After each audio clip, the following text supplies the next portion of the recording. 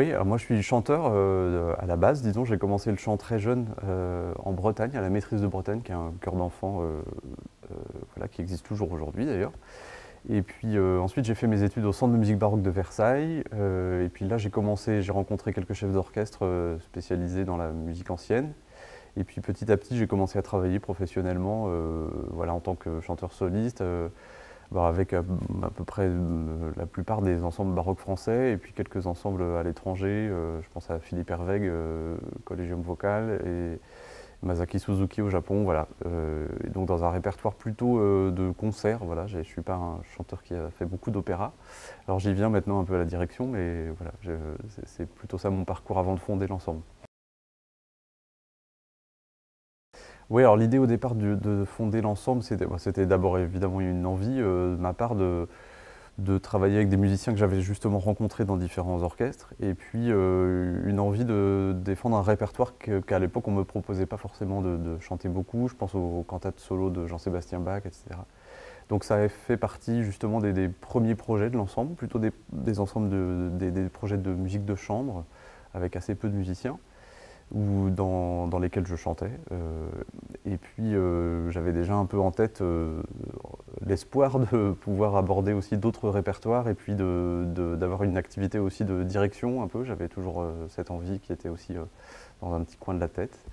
Donc petit à petit on a développé les projets, donc on continue à avoir une activité de musique de chambre parce que j'y tiens, je trouve ça important et pour moi et pour les musiciens.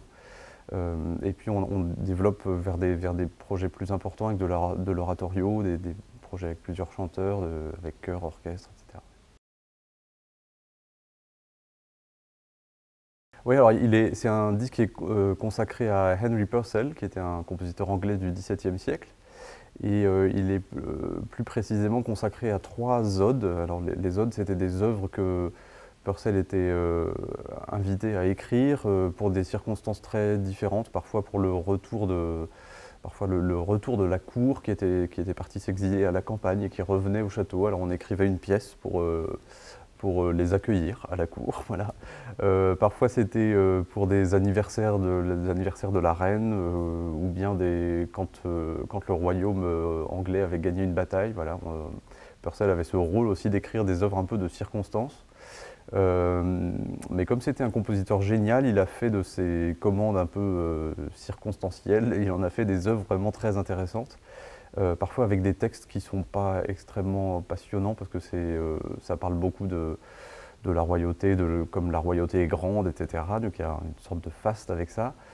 Mais la musique est extrêmement fouillée, extrêmement poétique aussi. Et voilà, c'était aussi pour moi l'occasion de travailler avec une équipe de chanteurs solistes dont certains sont des fidèles depuis longtemps, depuis le début de l'ensemble.